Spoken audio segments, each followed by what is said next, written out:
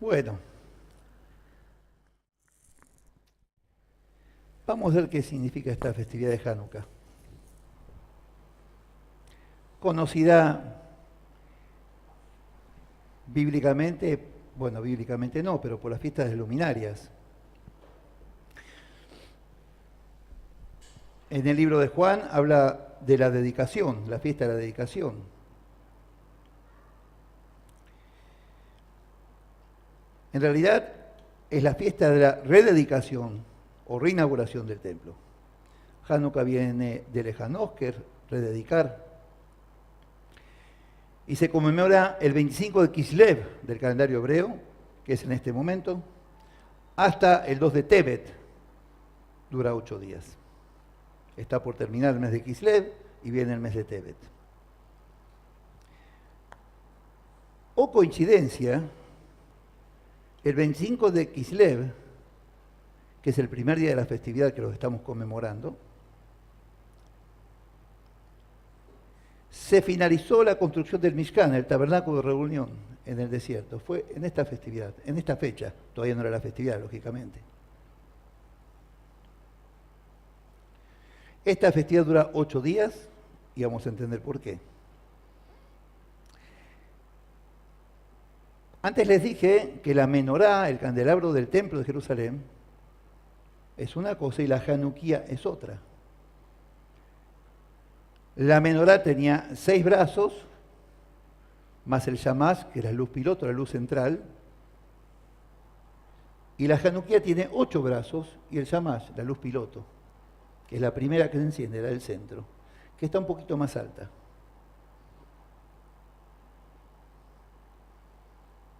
Cuando la construcción del templo no existía la Hanukkah, porque todavía no había pasado la gesta de los macabeos. Esta es una fiesta post-bíblica.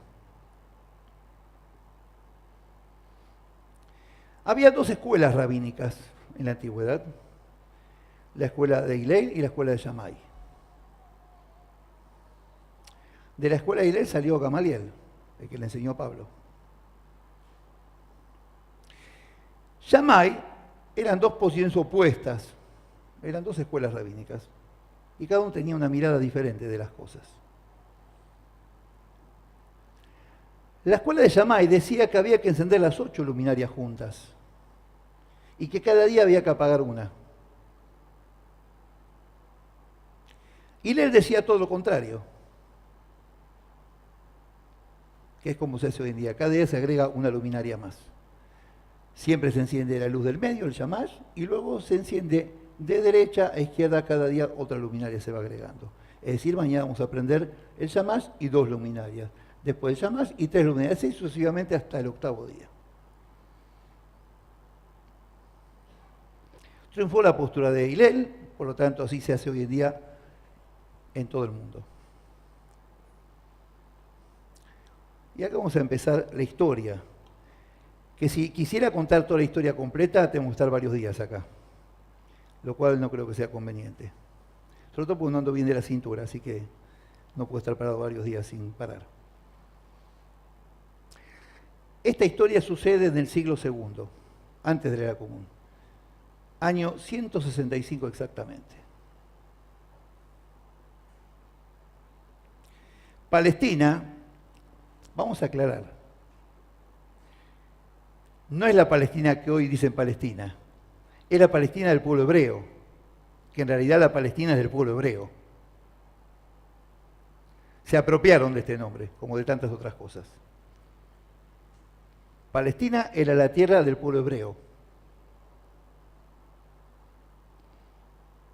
Y en ese momento estaba dominada por Siria. Por lo tanto, Siria había adoptado costumbres helénicas. Esta festividad conmemora la revuelta de los macabeos, la exitosa revuelta de los macabeos. Macabim en hebreo. Pero macabeos es un apodo, no se llamaban macabeos. Su nombre eran los Hashmonaim, los Hashmoneos. Ese era el nombre de la familia. Eran la familia de los Hashmoneos. La última descendencia del Cohen Agadol, de Aarón el sacerdote. Eran los últimos Kohanim que quedaban. Cohen en hebreo quiere decir sacerdote.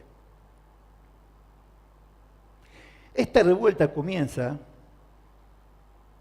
cuando después de 3 años de soportar humillaciones por parte de Antíoco Epifanes IV, entre el 175 y el 163 antes de la era común, era un sirio educado en la cultura helénica. Antíoco Epifanes, un excelente ser humano, respetuoso de los demás, decide levantar dentro del templo, una estatua del dios Zeus, respetando a los demás, por supuesto. Antes de todo esto, ya había prohibido, claro, en la historia judía que esto pase, ¿no? No es muy conocido esto. Toda costumbre y tradición hebrea en toda Palestina, prohibido. Bajo castigos severos, incluso la muerte. Prohibición de estudiar Torá, Brit Milá, o sea, circuncisión. Casamientos, bajo Jupá. Kashrut, la dieta alimentaria. Y todas las costumbres judías, a partir de ese momento, eran declaradas subversivas. Estado de sitio, digamos. Suena más conocido hoy en día, ¿no? Los sirios helénicos habían profanado el templo, entrando cerdos al templo, para honrar a mi pueblo, rompiendo todos los símbolos, teniendo todo tipo de actos degradantes y ofensivos dentro del lugar sagrado. Tiraron todo el aceite que había para el encendido de la menorá, obligaron a los hebreos a rendir tributo a los dioses paganos, griegos. Siempre había habido una lucha pasiva, hasta que no se soportó más esta situación. Porque corrían serios riesgos de que se pierda la fe judía para siempre. Cuando sucede esto, Matatiao a Cohen, Matatías, Hashmonai, decide armar una revuelta con sus hijos y lo contienen sus 5 hijos. Yehuda a Macabí, mal llamado el martillo, uno de sus hijos continuó la lucha de su padre junto con sus hermanos. Pero vamos a aclarar qué es Macabim, qué es Macabeos. No era el nombre de ellos. Se los apodó así. Macabeos viene de una sigla. Es una sigla. Era el grito de guerra de los macabeos, de los Hashmonaim. Mika Moja Bali Madonai. ¿Quién es como tú, misionero? Ese era el grito de guerra, declarando que no hay nadie como el Dios de Israel. Esa era la declaración de los Hashmonaim. Con eso se iban a combatir. Era su grito de guerra. De ahí surgió la sigla Macabim. Mika Moja Bali Madonai. Muchos dicen que Macabeos tiene que ver con martillos. No. Usaban martillos para combatir. Los martillos dan golpes. En hebreo golpes macá. De ahí también viene el nombre. Pero no porque Macabeo quiere decir martillo. Dicen cualquier disparate, inventan cualquier historia. Eso es por ignorancia.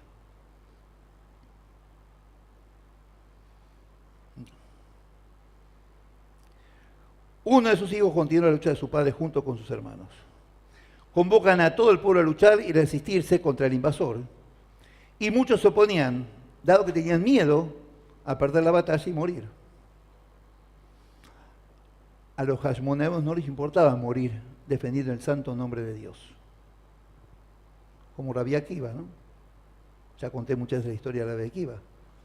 Cuando los romanos lo capturan a Rabbi Akiva por enseñar Torah cuando estaba prohibido, lo atan a un poste y con hierros candentes le arrancaban la piel pedacito por pedacito. Y él gritaba, lo único que gritaba era Shema Israel Adonai, el reino de Adonai Echad. Así murió, declarando la unicidad del nombre de Dios.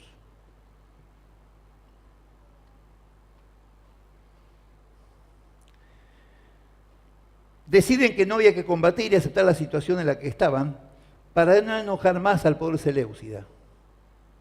Esto me hace acordar cuando el reino del norte hace pacto con Asiria para que no los ataque, en vez de hacer pacto con Dios. Y así le fue. Los atacaron y desaparecieron. Los Hashmonaim logran formar un ejército que decidió seguirlos a pesar de una mayoría que se opuso. Y así continúa la historia. Esto nos hace recordar cuando Moshe Rabbeinu manda a los 12 espías, 10 espías que dijeron, nos veían como cucarachas.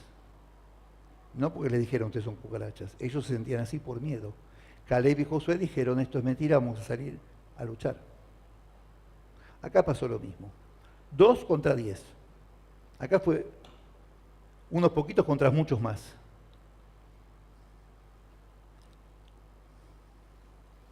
Esto lo pueden ver en Bamidbar 13, 18 y 30, 33 números. Ahí está la historia de los 12 espías. Primero luchan, acá se conoce eso porque lo hemos vivido años atrás en Argentina y en Latinoamérica, utilizando el sistema de guerra de guerrillas, operativos comando. Eran pocos y tenían que hacer ataques sorpresa, si no. Y después era cuerpo a cuerpo. Eran pocos hebreos contra todo un ejército sirio-helénico que fueron vencidos y echados del país. Salen triunfantes de esta batalla. Logran liberar a Jerusalén de la influencia y dominio seleucida y logran recuperar el templo. Y acá viene el problema. Cuando entran al templo, después del triunfo, además de limpiarlo, tienen que encender la menorá, porque la menorá era fundamental encenderla. El de 6 brazos, la menorá, el candelabro del templo, no este. Para encender la menorá, necesitaban un aceite especialmente preparado para la menorá. Y no se podía utilizar para otra cosa, como leí recién, el aceite de la menorá es sagrado y es para la menorá y nada más. Porque era un aceite especial, era un aceite puro, no contaminado, era kasher, apto. Era el aceite sacado de la primera prensa de las aceitunas, que sale el aceite más puro. Después ya sale mezclado con restos del carozo y todo eso. Pero tenía un proceso este aceite, y el proceso tardaba unos días. Todas las vasijas estaban rotas o vacías, pero encontraron una sola vasija muy chiquitita que tenía ese aceite, que se había quedado por ahí, no la vieron y quedó. Pero alcanzaba para un solo día ese aceite. Pero para preparar el nuevo aceite, el proceso llevaba 8 días. El aceite iba a alcanzar para un solo día.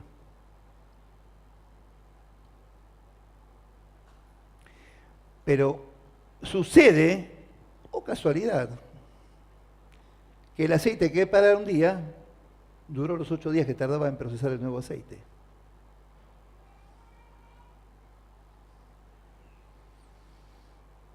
En Hanukkah ocurrieron 2 milagros en esta festividad.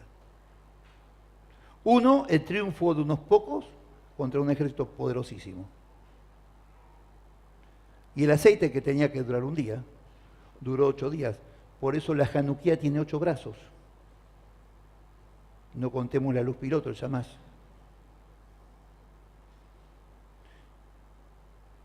Es los 8 días que se tardaba en preparar el aceite. Y cada día se agrega una luz más, recordando los 8 días. Por eso Hanukkah puso solamente en Hanukkah.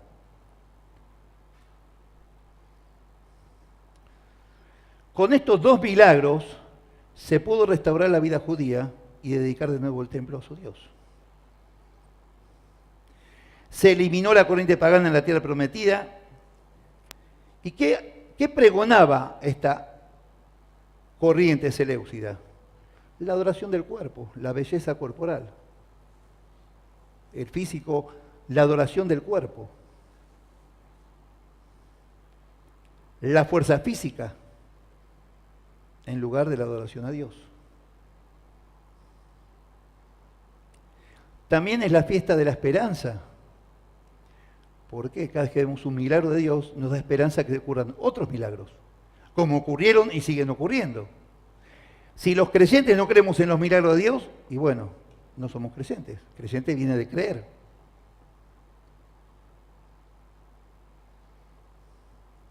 Es la fiesta de la esperanza. Tikvá es la palabra para esperanza en hebreo. ¿Qué casualidad? Es el nombre del himno nacional de Israel. Tikvá, la esperanza. En las casas se enciende la Januquía, cerca de las ventanas, para alumbrar con la luz de Dios al mundo. Vamos a recordar cómo eran las ventanas del templo. Había dos formas en Palestina, después fue el Estado de Israel, en ese tiempo era Palestina. Había dos formas de construir ventanas. Una cosa eran las ventanas de las casas y otra cosa eran las ventanas del templo. Todavía no se había inventado la lamparita eléctrica, por lo tanto de sur y de norte no estaban todavía. Gracias a Dios, ¿no? Entonces había que aprovechar la luz del día de la forma, el mayor tiempo posible. ¿Cómo se construían las casas? Con las ventanas cónicas. Angostas afuera, amplias adentro. Las paredes eran así de gruesas, ¿no? Para que la luz de afuera entrara y se radiara en toda la casa. Es como un megáfono. Se habla por una cosa chiquita así y sale por un embudo gigante. Esto es lo mismo. Eso eran las casas. El templo era totalmente al revés. Cónicas. Angostas adentro, anchas afuera. ¿Por qué? La luz de la menorá tenía que irradiar afuera. La luz de Dios tenía que iluminar a todo. ¿Se entiende lo que estoy hablando? Para encender las januquías se hacen bendiciones especiales, que son las que hicimos cuando la encendimos hoy. Y cada día se agrega otra vela, como dije antes. La enciende el hombre de la casa y si no hay hombre, lo hace la mujer. No es como las velas de Shabbat que la enciende solamente la mujer. Si no hay mujer, la puede encender el hombre, pero si no, la enciende la mujer.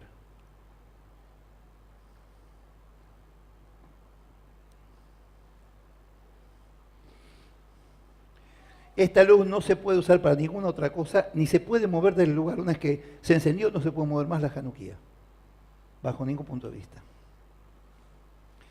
Es solo para recordar el milagro de Dios. En los templos por la mañana se recita una bendición especial que es el Alel, que es un canto de alabanza por los milagros. Se recita Al-Anisim, que es un agradecimiento por los milagros. Y se comen cosas con aceite, recordando el milagro del aceite. Los que no son ashkenazim se lo pierden, pero nosotros comemos latkes de papa. Son unas... ¿Cómo decirlo? Son latkes de papa. Son unos bocaditos de papa fritas. Son los latkes de papa, no hay otra definición. Latke es latke.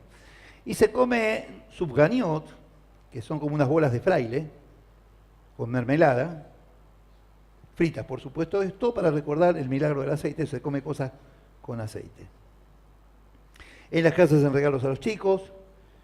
Y se juega con una perinola, que habla de 4 milagros. La perinola tiene 4 partes y habla de 4 milagros. Egipto, Babilonia, Amán, Purim y Antiguo Epifanes. Los 4 milagros donde nuestro pueblo se salvó del genocidio. Como agregado a esta festividad, hay 2 mujeres famosas, especiales, heroínas de esta festividad, Hannah y Judith. Hannah se negó a las imposiciones de Antíoco Epifanes y a renunciar a su fe. Obligada a comer cerdo, se negó y no claudicó. Y le fueron matando cada uno de sus 7 hijos. Y se siguió negando a comer cerdo. Y la mataron a ella también. Judith, una hermosa mujer que mediante engaño llegó hasta el general enemigo que sitiaba la ciudad. Lo distrajo, lo embriagó y luego lo decapitó. Llevó su cabeza a su ejército y los soldados escaparon al encontrarse sin su líder y terminó el asedio.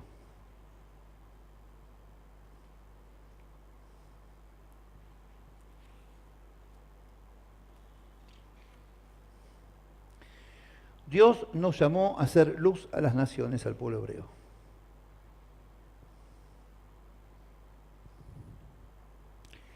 No sé por qué, pero la Biblia de Jerusalén, la Biblia católica, tiene los libros apócrifos, entre ellos Macabeos 1 y Macabeos 2. En el libro de Macabeos 1 yo tuve que preparar un estudio Y descubrí, y se lo dije a unos pastores que estaban ahí conmigo, y les tuve que enseñar que era la fiesta de Hanukkah, porque en el libro de Macabeos 1 figura el triunfo de unos pocos contra unos muchos, pero no figura el milagro del aceite. No figura. No puedo saber por qué, pero no figura. Y es el más importante de los dos.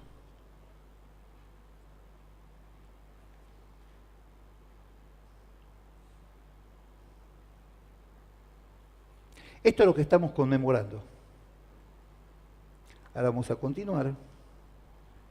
Y después, cuando venga el estudio que voy a hacer, el mensaje, vamos a ver bíblicamente de qué habla con la luz de Dios. ¿Qué tiene que ver la luz de Dios con toda nuestra fe? En un ratito vamos al mensaje. Ahora continuamos.